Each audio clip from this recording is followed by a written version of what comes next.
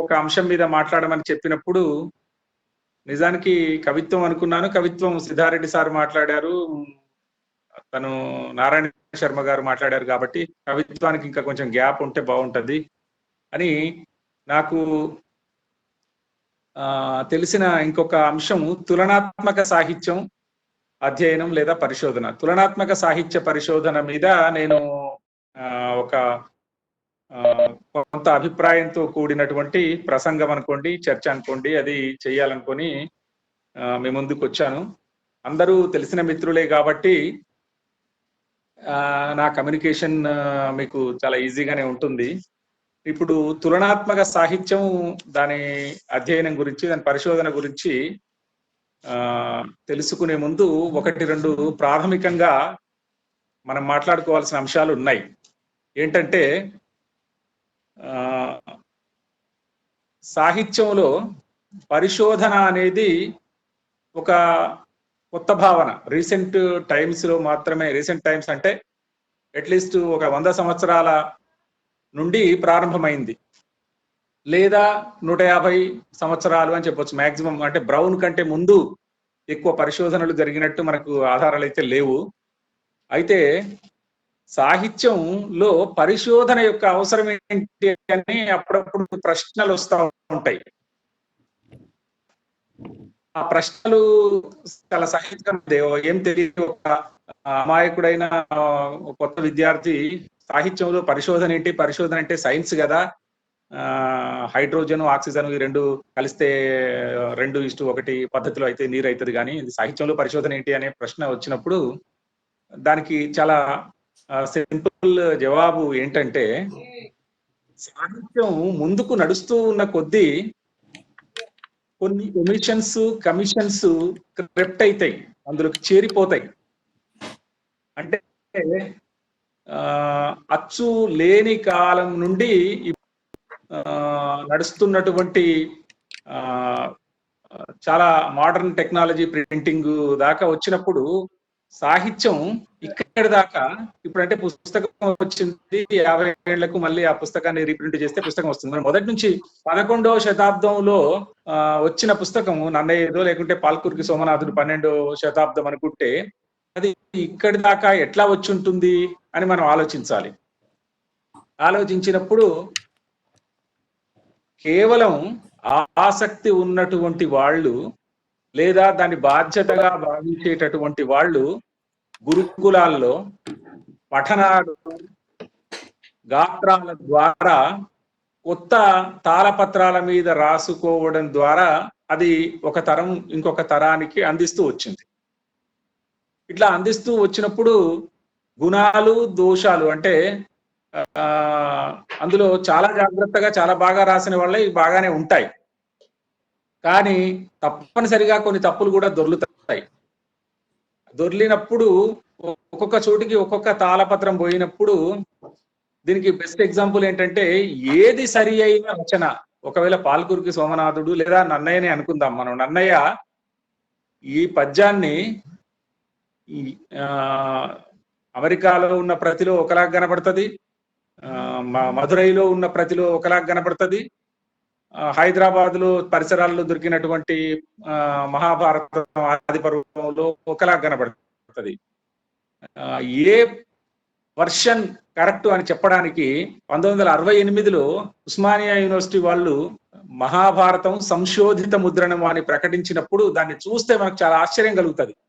కింద పాఠాంతరాలు 10 ఇస్తారు, వాళ్ళు కనీసం 10 ఇస్తారు.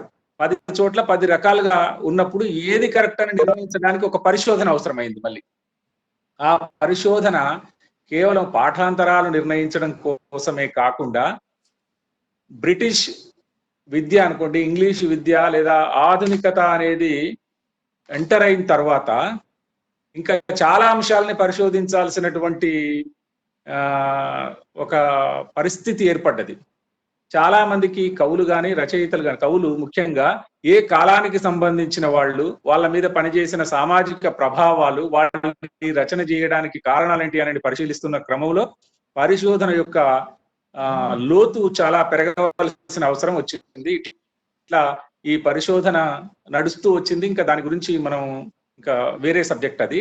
ఈ పరిశోధన చేసిన తర్వాత తెలుగు కానీ, హిందీ కానీ, ఇంగ్లీష్ కానీ సాహిత్య పరిశోధనలు జరిగిన తర్వాత సిద్ధాంత గ్రంథాలు రూపొందిస్తారు. ఈ సిద్ధాంత గ్రంథాలు రూపొందించడంలో అసలు మామూలు వ్యాసానికి, సిద్ధాంత వ్యాసానికి మధ్య పెద్దగా ఏం తేడా లేదు అని చాలా మంది ఈ మధ్య మాట్లాడుకుంటుంటే వింటాం మనం.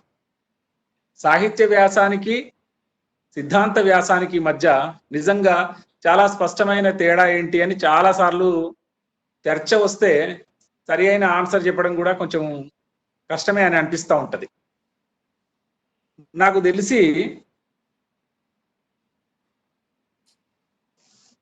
వ్యాసంలో కొంత సమాచారం ఉంటది. క్రోడీకరించబడిన సమాచారాన్ని చెబుతూ వీలైతే వ్యాస రచయిత యొక్క అభిప్రాయం ప్రధానంగా చెబుతూ ఆ వ్యాసం కంక్లూడ్ అవుతూ ఉంటది. వ్యాసం యొక్క పరిమితి దాదాపు ఇంతే. కానీ పరిశోధన పరిస్థితి వేరు. పరిశోధన అంటే ఏంటంటే కొన్ని దత్తాంశాలని లేదా కొన్ని రికార్డెడ్ ఫిగర్స్ ని బేస్ చేసుకొని ఒక విశ్లేషణ చేస్తూ ఆ విశ్లేషణలో ఒక కంక్లూజన్ కు వచ్చి ఆ కంక్లూజన్ కి ఒక ప్రాతిపదికని తయారు చేయడం. అంటే ఇంకా కొంచెం పారిభాషిక పదాల్లో చెప్పాలంటే కార్యకారణ సిద్ధాంతం ఆధారంగా ఒక విషయాన్ని నిరూపించడం అనేది పరిశోధన అవుతుంది. ఈ పరిశోధన గురించి అంటే ఉదాహరణకి మనము సి నారాయణ రెడ్డి గారు ఆధునికాంధ్ర కవిత్వము సంప్రదాయములు ప్రయోగములు అనే పుస్తకంలో యుగకర్త మీద చర్చ చేశాడు చాలా. యుగకర్త అంటే ఎవరిని యుగకర్త అనగలం, ఎవరిని మహాకవి అనగలం అనే చర్చ కూడా చేశాడు. యుగకర్త అనేటప్పటికీ ఆయనకు ఉండాల్సిన లక్షణాలని చర్చ చేస్తూ ఉన్నప్పుడు ఒక యుగకర్త అని చెప్పడానికి అవకాశం లేదు. తెలుగులో ఇద్దరు యుగకర్తలు ఉన్నారని అటు కందుకూరి వీరేశలింగంను ఇటు గురజాడ అప్పారావు గారిని ఇద్దరిని కూడా యుగకర్తలు అన్నారు. అందుకే ఒక చాప్టరే పెట్టాడు ఇద్దరు యుగకర్తలు అని. ఇది నిజానికి పరిశోధన అంటే, పరిశోధన ద్వారా తేలే అంశం అంటే ఇది. అట్లా కాకుండా మామూలుగా వ్యాసాలు అంటే ఒక వ్యక్తిగత అభిప్రాయానికి దత్తాంశాల సపోర్ట్ చూపించడమే అని నేను అనుకుంటాను. ఇట్లా ఉన్నప్పుడు సాహిత్య పరిశోధన లేదా సాహిత్యం భాషలను దాటి ఆలోచించగలిగితే బాగుంటుంది అని ఒక కొత్త భావం వచ్చింది. అంటే తెలుగులో పరిశోధన, హిందీలో పరిశోధన, ఇంగ్లీష్లో పరిశోధన కాకుండా అక్రాస్ ది లాంగ్వేజెస్ రీసెర్చ్ అనేది ఎందుకు ఉండకూడదు అనే చర్చ చాలా సార్లు వచ్చింది. ఆ చర్చల ఫలితంగా వచ్చిందే కంపారిటివ్ లిటరేచర్, తులనాత్మక సాహిత్యం అంటారు. తులనాత్మక సాహిత్యం అనేది తులనాత్మక అధ్యయనంలోని ఒక భాగం. అందులోకి పోయే ముందు ఒక చిన్న ఎగ్జాంపుల్ మాట్లాడుకోవాలి మనం. ఏంటంటే గుంటూరు శేషేంద్ర శర్మ గారు ఏమంటారంటే, భాష దగ్గర ఆగిపోయేది అధమ స్థాయి కవిత్వం అంటాడు ఆయన. అంటే భాష లిమిట్లలో మాత్రమే ఆగిపోయేది అధమ స్థాయి కవిత్వం. అంటే అంటే పెద్ద పెద్ద కావ్యాలకు ఇది వర్తిస్తుందా అంటే అది వర్తించడం అనేది చిన్నతనం కాదు అనుకొని మనం చూడాలి.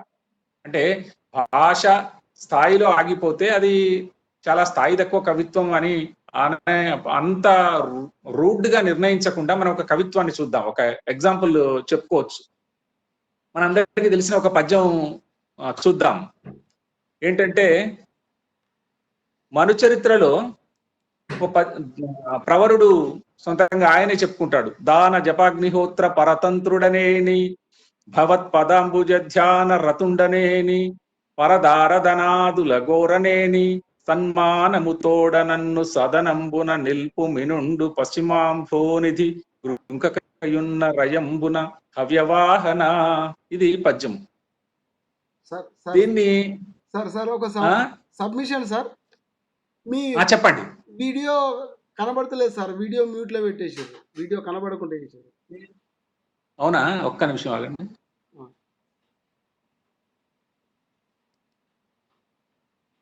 ఇప్పుడు సేమ్ ఉందా? ఇప్పుడు రాలేదు సార్, ఇంకా రాలేదు సార్, రాలేదు. మరి ఇందులో ఆన్లోనే ఉంది.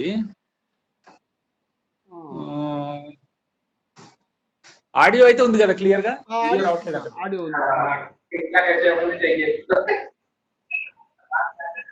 వీడియో రావట్లేదు అంట. ఓకే సార్, వస్తుండొచ్చులేండి. హలో సార్, మాట్లాడండి సార్. సార్ మాట్లాడండి సార్. ఆ, ఓకే సార్. స్టాప్ మే. ఇప్పుడు స్టాప్. ఇప్పుడు పోతుందా? ఇప్పుడు డాటా ఉంది. వస్తుంది సార్, ఇప్పుడు వస్తుంది, వీడియో వస్తుంది. ఇక్కడ సిగ్నల్స్ వస్తున్నాయి, వస్తుందేమో. రైట్ యాదగిరి గారు, ఓకే. Okay sir. ఇప్పుడు వాయిస్ వీడియో రెండు వస్తున్నాయి కదా, ఓకే.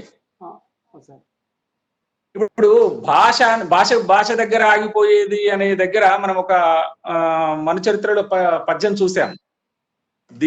దీన్ని మనుచరిత్రలో పద్యాన్ని చదివి పులకించేటటువంటి ఒక తెలుగువాడి ఆనందం మనం వర్ణించడానికి మాటలు సరిపోవు.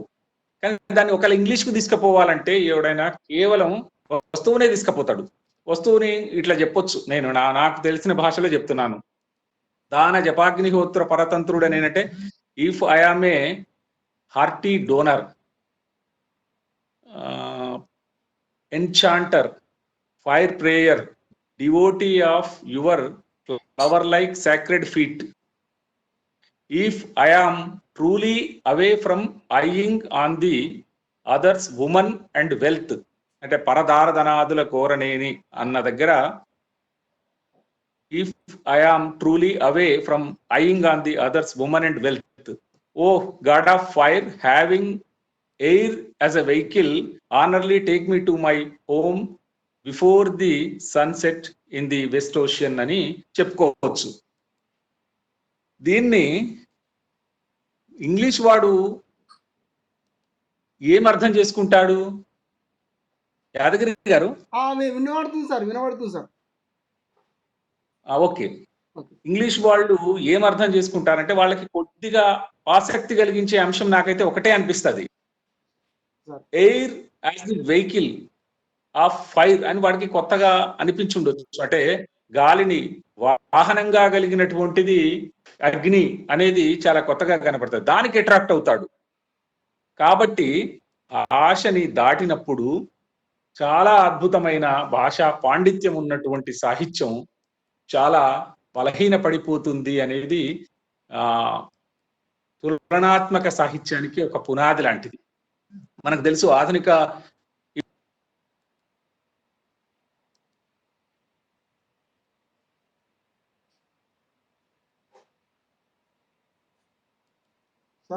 తెలంగాణలోనే రాయాలని లక్ష్యం పెట్టుకుంటూ ఉన్నప్పుడు ఏర్పడే పరిమితులు కూడా మనం అప్పుడప్పుడు అబ్జర్వ్ చేస్తుంటే, ఇది ట్రాన్స్లేషన్ కి ఒదగకుండా ఉంటాయి.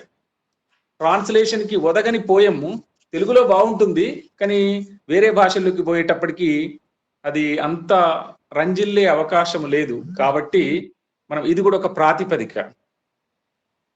తర్వాత మనం ఆ భాష యొక్క ఆ భాషలో వచ్చిన సాహిత్యం యొక్క బ్యాక్గ్రౌండ్ సరిగ్గా తెలుసుకోవడం కోసం కూడా ఈ తులనాత్మక సాహిత్యం యొక్క అవసరం ఉంది అని అంటారు. మనకందరికీ తెలిసిన ఒక పద్యం ఏంటంటే, డిజర్టెడ్ విలేజ్ అని అలీవర్ గోల్డ్ స్మిత్ ది ఒక పోయం ఉంది. ఆ అలీవర్ గోల్డ్ స్మిత్ తను అత్యంత ఉన్నతమైన పదవులు నిర్వహించిన తర్వాత ఒక రిటైర్ అయిన స్టేజ్ లో తన ఊరికి వెళ్ళినప్పుడు తన ఊరు పాడుబడిపోతుంది. పాడుబడిన మొండిగోడల నడుమ అతను తిరుగుతూ ఉన్నప్పుడు అతనికి ఏమీ దొరక్క చాలా నిరాశలో ఉన్నప్పుడు ఆ మొండిగోడల మీద చిన్నప్పుడు తను 5-6 ఏళ్ల పిల్లవాడిగా ఉన్నప్పుడు రాసుకున్న తన పేరే కనబడుతుంది. ఆ కనబడ్డ అక్షరాల, గోడకు చెక్కిన అక్షరాలతోటి ఇన్స్పైర్ అయి రాశాడు ఆయన Oliver Goldsmith deserted village అని. Be it a weakness, it deserves some prize, we like the place of our early days అని ఆ పోయం స్టార్ట్ అవుతా ఉంది. దీన్ని ఒక భాష నుంచి ఇంకొక భాషకు తీసుకొస్తే తెలుగులో చాలా సింపుల్ కవిత్వం కదా, ఇంత పేరెందుకు వచ్చింది దీనికి అని మనకు చాలా ఆశ్చర్యం కలుగుతూ ఉంది. ఒకవేళ తీసుకొస్తే కూడా ఆ ఫీల్ ని ఎంత తీసుకురావాలని ప్రయత్నించినా అది భాష దగ్గర ఆగిపోతుంది. ఇది ఒక ప్రాతిపదిక. తర్వాత ఒక సుప్రసిద్ధ జపాన్ కవి అరికిదా మొరితకి అని ఉన్నాడు ఒక ఆయన. ఆయన ఆయన జపాన్ లో ఎట్లా ఉందో భాష మనకు తెలియదు, ఇంగ్లీషు ద్వారా మనం చదువుకుంటున్నాం. ఆయన ఏమంటాడంటే the fallen flowers the fallen flowers returning to it's branch throw A butterfly అంటాడు. అంటే రాలిన పువ్వు ఒక సీతాకోక చిలుక అయి తిరిగి కొమ్మకు చేరింది అని. ఈ ఒక్కటి మాత్రం ఒరిజినల్ ఫ్లేవర్ ఏంటో అంత చక్కగా ఇంగ్లీష్లోకి వచ్చింది, అంత చక్కగా తెలుగులోకి కూడా వచ్చిందని నాకు అనిపిస్తా ఉంది. ఇంకా ఒక పద్యం, ఒక సినిమా పాట కూడా ఎగ్జాంపుల్ తీసుకుందాం మనం. చాలా మందికి తెలుసు, తాజ్మహల్ సినిమాలో పాట ఉంది, జో వాదా కియా ఓ నిభానా పడేగా, రోకే జమానా చాహే రోకే ఖుదాహి ఆనా పడేగా, జో వాదా కియా ఓ నిభానా పడేగా. ఈ పాటని మనం ఎంత ఇష్టపడి తెలుగులో రాయడానికి ట్రై చేస్తే అక్కడ తెలుగులో అంటే హిందీలో వచ్చినంత సౌందర్యాత్మకంగా తెలుగులో మనం పట్టుకురాలేకపోతున్నాం. ఇవన్నీ చూసినప్పుడు భాష అనేది, భాషకు అతీతంగా ఉన్నటువంటి సాహిత్యం అనేది అధ్యయనం చేసినప్పుడే ఈ పరిమితుల్ని మనం, యాదగిరి గారు, అధిగమించగలుగుతామని ఓకే సార్, ఓకే సార్. తులనాత్మక సాహిత్యం నమ్ముతుంది. యాదగిరి గారు సార్ వినబడుతుంది సార్, వినబడుతుంది సార్. వీడియో అయితే కనిపించట్లేదు, మరి నాకు మీకు కనిపిస్తున్నాను లేదో తెలియదు. అదే సార్, మీరు వీడియో ఆఫ్ చేసినట్టున్నారు సార్. కాదు ఆఫ్ చేయలేదు, కానీ ఇది నెట్ ప్రాబ్లము ఏమో మరి. మీరు కూడా చాలా మంది వీడియోలు ఆఫ్ చేశారు.